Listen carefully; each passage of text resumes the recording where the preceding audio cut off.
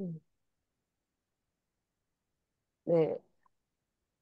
일단 제가 오늘 마음의 연금술 오늘 잠깐 짧게 특강을 준비했고요. 이번에 말씀드릴 제목은 당신은 누구인가요에 대해서 지금 말씀을 드리려고 해요. 그래서 잠깐만요. 제가 여기가 화면이 조금 원활하지 못하네. 또 오랜만에 컴퓨터를 또 바꿨더니 살짝 또 버벅거리네요. 이게 손을 타나 봐요. 할 때마다. 음. 그래서 이 제, 제가 이게 마음의 연금술을 이제 배우면서 느낀 거는 이제 나라는 주체에 대해서 이제 생각하다 보니까 이게 이 보통 누구 할 때 이제 누가 이렇게 했으면 좋겠어. 막 이런 생각들을 많이 하잖아요. 근데 내가 뭐 했으면 좋겠다는 말을 제가 주변에서 잘 못 들어본 것 같아요. 그러다 보니까 이 나에 대해서 지금 생각을 해보는 기회가 이 마음의 연금술 시간이 아닐까라는 생각을 하게 됐고요. 그다음에 제가 이제 이 마음에 대해서 공부를 이제 시작하게 됐던 계기가 되게 있잖아요. 막 어느 날 막 친해졌던 사람이 제가 이제 남편한테도 못 받았던 막 장미꽃 백송이를 막 하면서 누구보다 다 해줄 것 같은 막 그런 친구를 알게 됐었는데 그 친구가 저를 갖다 제일 먼저 막 뭐라고 해야 되나? 음해한다고 해야 되나? 그런 적이 있었어요. 그래서 그때 처음으로 관계에 대해서 이제 상처를 받고 그 답을 찾아가면서 마음 공부를 제가 이제 하게 된 케이스거든요. 그러니까 어떠한 우리가 이제 관계에 대해서 제 상처를 많이 받는다고 하는데 이게 이제 가까운 사이일수록 그 상처가 깊어지게 되면 그 마음에 대해서 좀 더 이게 생각을 깊게 하게 되는 저 같은 경우는 그 기회를 통해서 좀 마음과 좀 이렇게 마음이 좀 추상적이다 보니까 그 추상적인 것도 이과적인 걸로 답을 찾고자 좀 노력을 했던 케이스예요. 그러면서 이게 이제 자존감, 우리가 이제 자존감이라는 얘기를 많이 썼잖아요. 그러니까 자존감 하면 자존심, 이런 식으로 이제 이야기가 많이 나오는데 그것보다 자존감 할 때 이 내 자존감이 얼마나 되는지 그래서 그 자존감에만 막 집중을 하는데 우리가 또 자존감하고 자신감의 차이를 살짝 사람들이 혼돈을 하고 있는 것 같아요. 저 또한 이게 자신감, 자존감 이게 뭔 차이가 있을까 했거든요. 이 자신감이 이제 어느 정도 채워지면 자존감도 같이 이제 올라간다고 생각을 했었는데 어느 날 보니까 이 자신감과 자존감이 또 다른 결이 있다는 걸 알게 되는 거죠. 그래서 이 내 내면에 집중할 수 있는 게 자존감이라면 이제 자신감은 외부에서 또 형성되는 그러니까 쉽게 설명하면 어느 날 내가 무언가를 이제 팔려고 했어요. 근데 그 팔아야 되는 물건이 있다. 그 물건을 오늘 많이 팔았어요. 근데 그건 누군가 사주는 사람이 있는 거잖아요. 그러면서 내가 이렇게 할 수 있어. 자신감이 할 수 있어. 이런 게 이제 자신감의 그 외적인 채워지는 문제인 것 같고 자존감은 내가 오늘 어떤 상태였는지, 내 내면이 어떤 상태인가. 그러면서 그걸 보는 게 자존감이라는 것 같아요. 그래서 이 나의 내면에 집중하는 자존감. 그래서 나에게 들려주고 싶은 이야기, 내가 지금 하고 싶은 거, 그러니까 나라는 걸 찾아가는 게 이 자존감의 핵심인데 저는 이제 자존감, 자신감, 어? 아니면 자존심 이렇게 하면서 약간의 이렇게 이제 카오스적인 이런 거 갖다가 혼돈하면서 살아왔기 때문에 제가 이제 중심을 잡지를 못한 채 이거 갖다 살아왔다가 요즘은 저 이제 자존감을 이제 채우기 위해서 제가 그 시간을 그러니까 나라는 축으로 이제 시간을 시계추로 중심을 바꾸는 노력을 참 많이 했던 시간이었어요. 그러니까 요렇게 해서 하다 보니 요렇게 이제 내 이 세상의 중심의 시간을 나로 바꾸는 계기는 진짜 중요한데 모르는 사람들이 저처럼 애매모호하게 두리뭉실해서 몰랐던 부분이 많아서 이 나라는 사람을 찾는데 이게 조금 헤매고 있지 않을까라는 생각으로 해서 이 마음에 대한 이야기를 한번 이제 나눠보고 싶었어요. 그러다 보니까 내가 마음에 이제 상처를 받았어. 근데 어떤 상처가 어디가 우리가 정확하게 병원에 가도 내가 어디가 아파요. 어떻게 이게 해야 의사가 그 부분에 대해서 처방을 해주고 뭐 아니면 시술을 해주던가 수술을 해주던가 하잖아요. 근데 내 마음의 상처도 알아야 되는 거예요. 누군가의 상처를 받았는데 내가 그 상처를 어떻게 받았는지, 그 상처가 받음으로 인해서 그 상처 크기가 어떻는지, 그걸 인지를 해야만 그 상처를 치유할 수가 있거든요. 근데 그걸 또 외면을 하는 거예요. 아, 괜찮아, 괜찮아. 근데 안 괜찮거든요. 안 괜찮으면 몰라요. 나라는 사람을 모르게 되면. 그렇기 때문에 이 내면의 내 상처를 인지하는 것 또한 중요하고, 만약에 그게 괜찮다는 말로 이렇게 넘기게 되면은 그 상처가 굼게 돼 있어요.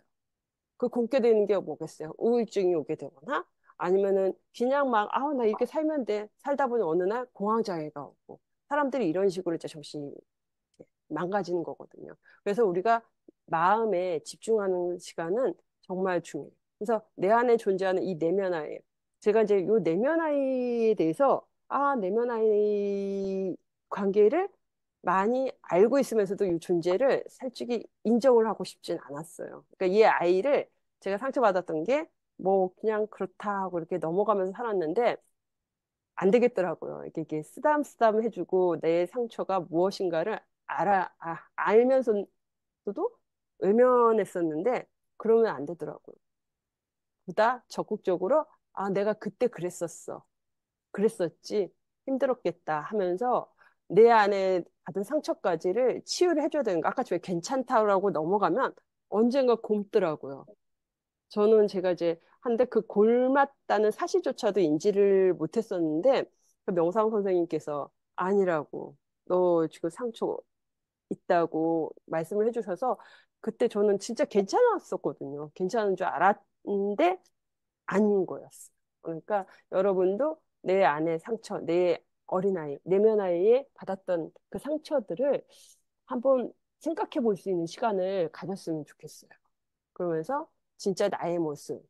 저는 되게 제가 밝은 사람, 밝은 에너지의 사람인 줄 알고 막 그랬는데 이 마음 공부를 하면서 아니었던 거예요. 저는 있기 좋아하고 혼자 있는 시간, 혼자서도 잘 놀고 혼자 뭐 하는 걸 그래서 진짜 나를 안 거죠. 그러니까 예전에 막 제가 외향형이고 막 밝은 에너지에 막 이랬던 사람이 착각이었 아니, 그 모습도 어떠한 저의 모습이었는데, 때로는 그 모습이 자꾸 내가 밝아지려는 의도적인 모습이 아니었을까라는 생각을 하게 된 게, 제가 이제 얼마 전에 이제 책을 읽다 보니까 그 페르소나에 대해서 이제 이야기가 나오더라고요. 그게 이제 가면이라고 그러잖아요. 우리가 이런 가면 저런 가면 막 쓰고 사회에 나가면은, 착한 직장인 이렇게 잖아요. 순종적으로 직장인이 되지만 집에 와서는 막 못된 막 자식 이러잖아요. 우리 부모한테는 막 편하게 해도 되고 그래서 그러니까 차라리 나를 남처럼 대해달라고 가족은 되게 서로가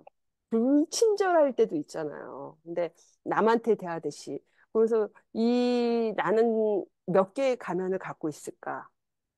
이 사회에 나가서 대할 때, 누군가를 만났을 때, 아니 누군가를 대할 때, 그러면서 나도 어쩌면 이 페르소나를 읽다 보니 가면을 여러 개 갖고 있을 수도 있겠다. 나의 참모습에 대해서 그러면서 이제 생각할 수 있는 시간을 또 갖게 되는 시간이 되더라고요. 그러다 보니 그 페르소나 가면 요런 저런 것도 하면서 제가 이제 한때는 요 무기력 또 경험을 하게 됐어요. 이 무기력도 근데 학습이 된다는 걸 제가 하면서 이 무기력이라는 걸 경험하게 될 때 참 이게 사람이 이렇게 쭉 빠더라고요. 우리 이제 갱년기 겪으면은 무기력 한 번씩 겪잖아요. 근데 갱년기를 겪으면서 이 무기력이 오니까 정말 저희 다들 경험하실 수 있는데, 진짜 밥 따기 싫잖아요. 내 입으로 들어가면 밥 떠넣기도 귀찮고, 어떻게 보면은 귀찮음? 우리가 귀찮다는 말 쉽게 이게 뭉뚱그려서 잘하는데, 이 귀찮음이 어떻게 보면 무기력하고 또 비슷한 일맥상통한 그런 게 아닐까라는 생각을 해보면서, 그래서 이게 또 나를 또 찾아가는 이 무기력을 이제 바닥을 쭉 치다 보면은 나를 그래서 마주하기보다 조금이라도 다시 아주 작은 것부터 성취를 해보자. 그러면서 이제 다시 일으켜 세우게 되더라고. 이게 무기력이 쭉 빠졌잖아요. 이렇게 녹아내리듯이 쫙 빠는데 이러면 안 되겠다.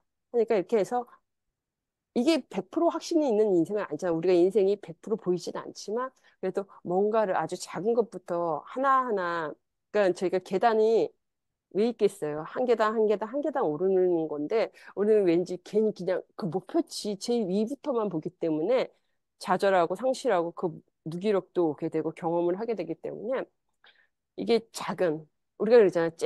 권투도 할 때 잽잽잽 하잖아요. 이렇게 작은 성공 이렇게 해서 그래서 나의 가치를 그러면서 조금씩 추스리면서 찾아나가기 시작했던 것 같아요. 그러니까 여러분도 너무 이제 무기력에 빠져 있을 때 조금 나를 이렇게 세워야 되겠다는 생각을 할 때 너무 거창하게만 멀리 이렇게 보시지 말고 바로 이 순간 조금 앞에 무엇을 해야 될지 이런 가치에 대해서 생각을 해보면은 조금 내가 이 작은 성공을 해나가는 데 도움이 될 거예요. 그리고 제가 이거 게으름 완벽주의자를 몇 년 전에 저희 신 대표님께서 책도 사주고 이러면서 했는데 이 게으름 완벽주의자를 경험을 이게 제 어떻게 보면 저하고도 비슷한 경우인데 이 완벽주의라는 그거에 갖다 좋은 그거에 뒤에 제가 이제 숨어서 어떻게 보면 게으르게 살지 않았나? 때로는 도피하고 회피? 막 이런 식으로. 그러니까 생각이 너무 많은 거예요. 그리고 너무 많으니까 이게 하다 생각만 하다가 생각으로 끝나요. 그러다 보니까 생각이 많아지면 뭐겠어요? 거기서 부정적인 생각도 막 피어나겠죠. 그러다 보니까 다시 포기를 하게 되고. 근데 이게 인생이 우리가 어려서 부터 100점 만점의 기준을 막 두잖아요. 100점 만점으로 두다 보니까 자꾸 완벽주의 이렇게 하는데 완벽주의가 아니어도 도전을 해야 된다는 걸 저도 그걸 깨달은 지 얼마 안 됐어요. 이 마음 공부를 통해서 이제 신 대표님이 맨날 이거 완벽주의 필요 없다. 일단 해라 해라 막 하는 옆에서 푸시를 할 때도 아니에요. 안 돼요. 저 그 말 안 돼요. 안 저거 준비 안 됐어요. 이런 말 되게 자주 사용하는 말이거든요. 그러니까 그러면서 하다 보니 제가 진짜 완벽주의자가 맞나? 라는 생각.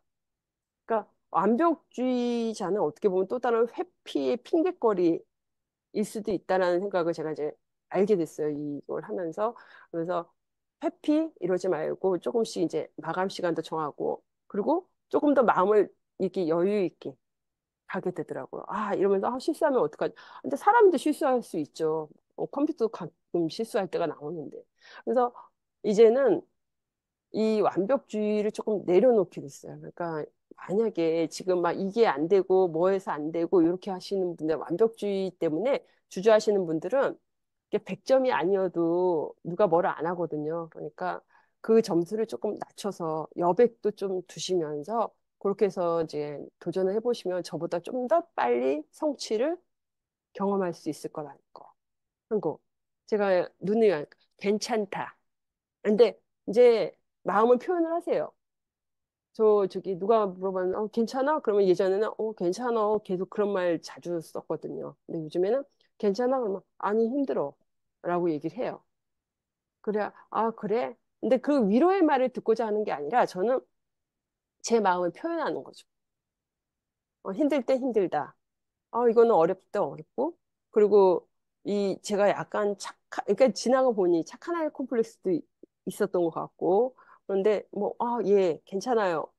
예스 했는데 난, 내가 왜 그때 그 말을 했지? 막, 그러면서 머리 쥐어뜯을 때도 있거든요. 그러니까 이 마음을 표현을 하세요. 그러니까 감정 표현을 오늘 저희가 이제 누군가한테 글을 전달을 했는데 보통 우리는 습관적으로 좋은 하루 되세요, 뭐 행복한 하루 되세요 이러잖아요. 근데 그 이외에 다른 단어의 말, 달콤한 하루로 하루를 채우세요라고 누군가 얘기해 주는 거예요. 그런 감정 표현을 할 수 있다는 그래서 제가 그 친구 버택에 그랬어요. 달콤한 하루라는 말 오랜만에 들어본다. 너무 이쁜 단어라고. 그래서 이쁨이 충만한 하루가 되시라고 저도 또 그렇게 말을 전했는데 이렇게 오는 말이 달라지면은 그 또 오고 가는 단어 자체가 또 달라지는 거죠. 그러니까 이 마음 표현을 이쁘게 하면서 하시다 보면 글을 쓸 때도 그게 잘 녹아들 수가 있거든요. 그러니까 마음 표현 이렇게 감추지 마세요. 이렇게 보자기에 싸듯이 이렇게 꼭꼭 하지 말고 판도라 상자같이 꼭꼭 누르지 마시고 이게 힘들 땐 힘들고 속상할 땐 속상하고 왜 속상한지 그런 것도 꼭 표현하시고 요즘에 MZ들이 그런 감정 표현을 솔직하게 잘하잖아요. 젊은 사람들. 근데 저는 그게 제일 부러웠거든요. 아, 정말 어떻게 마음을 저렇게 똑부러지게 자기 마음을 표현할 수가 있지? 이러면서.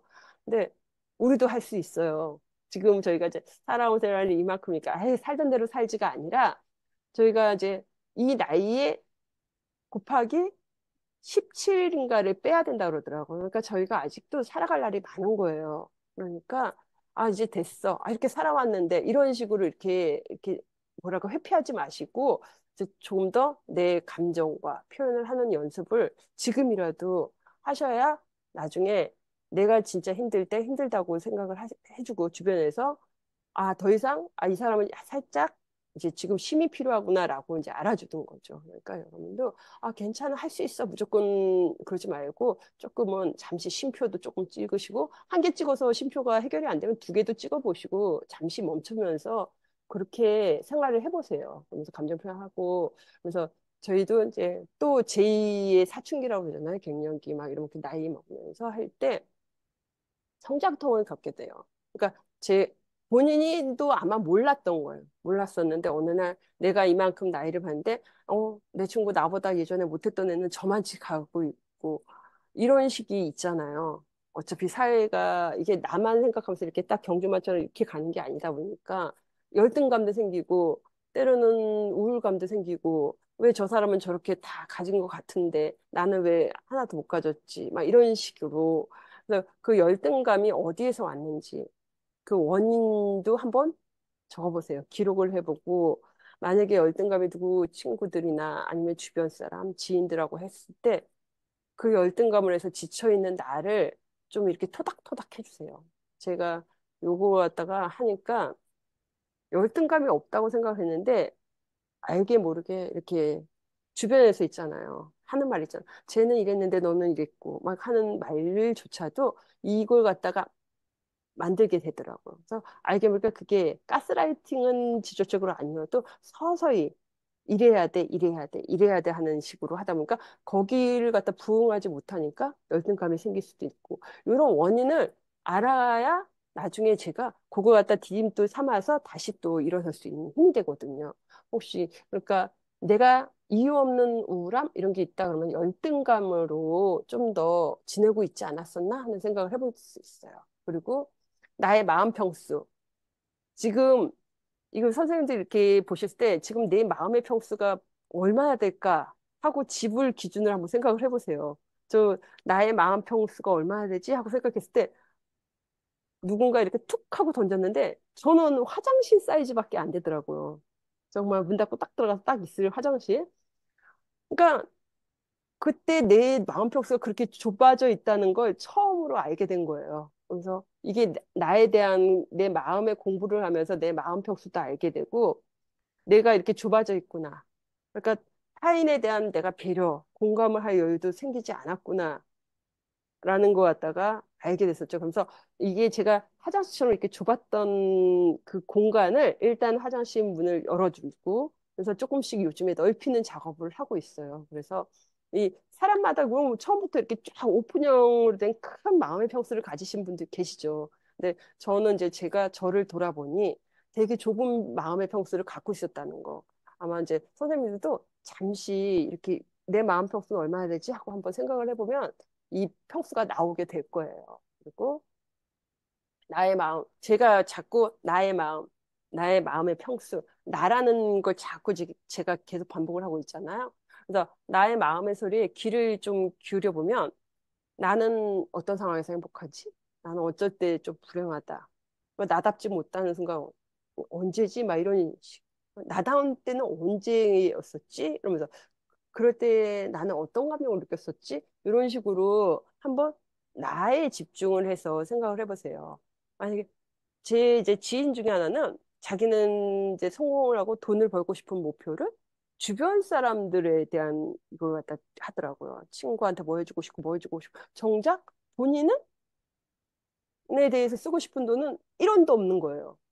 그거 보고 제가 너무 놀라서 그럼 너는 어디에 있는 거니? 그랬더니 말을 못 하더라고요. 그러니까 이게 내가 먼저 되면 내가 행복한 걸 해야 돼요. 내가 먹고 싶은 게 먼저고 내가 갖고 싶은 게 먼저고 내가 하고 싶은 게 먼저여야 되는데 자꾸 주변 사람들을 생각하는 기준으로 인생을 돌리게 되면 내가 돈을 벌고자 성공하고자 하는 목적 자체도 다 주변에 가게 되는 거죠. 그 사람들을 위해서. 그건 내가 없는 거거든요. 그렇게 살다가 가기에는 너무 불쌍하잖아요. 그래서 제가 이제 이게 읽었던 책에 있었던 글귀를 하나 옮겨왔는데 요 글귀를 보면 이제 힘든 시기를 보내고 있는 한 청년이 이제 지혜로운 노인한테 이제 구해요. 그랬더니 그 노인이 청년한테 양동이 세 개를 넣고 물을 끓이라고 할 때 하나에는 당근, 하나는 달걀, 하나는 찻잎을 해요. 근데 그게 이제 물이 끓는 시간이 삶에 겪는 고난 순간인데 어떤 결과가 다르게 펼쳐졌는지를 보라는 거죠. 그러니까 당근은 부드러워지고 달걀은 단단해지고 찻잎은 물 전체를 향기로운 차로 바꿔놓은 이런 경우가 있는 거죠, 인생에. 그러니까 나라는 게 어떤 사람인지 안다면 나는 이렇게 담금질을 했을 때 부드러워지는 사람인지 완전 단단해지는 사람인지 세상이 이렇게 부드럽게 차로 바꿀 수 있는 사람인지를 알게 되는 거죠. 그래서 저는 이걸 읽으면서 저 나라는 사람은 어떻게 되는 걸까? 이렇게 단군질을 했을 때 어떤 사람을 바뀌게 될까를 좀 생각을 했던 말이라 잠깐 가져왔어요. 그리고 이게 이제 저희가 이제 마음의 연금술의 이제 단계이거든요. 그래서 그 목차의 책에 나온 것 같다 제가 옮겨왔는데, 그 이제 이게 하시다 보면 챌린지인데 요 챌린지를 따라 하시다 보면은 제가 이제 한 것처럼 여러분도 달라질 수 있다는 거. 그래서 요 이제 목차 챌린지에 대해서 이렇게 가져왔고요. 그래서 요거는 하나하나 이제 직접 해보셔야 되는 거예요. 누군가 대신 해줄 수도 없는 거고, 직접 하나하나 해보시고, 카페에 요 이제 챌린지가 다 있기 때문에 직접 해보시면 되는 거예요. 그러면서 이제 감사일기 쓰시고, 나를 찾는 꿈, 시간 관리 챌린지를 무사히 완료해 주시기. 그래서 카페에 하나하나 열심히 챌린지를 하시다 보면은 이 나를 찾아가는데 보다 정확한 노선을 그리면서 갈 수 있을 거예요. 제가 오늘은 이렇게 짧게 했거든요. 너무 짧아서 조금 그렇죠. 근데 왜냐면 이렇게 너무 길게 하다 보면 장황해질 것 같아서 여기에서 마치겠습니다.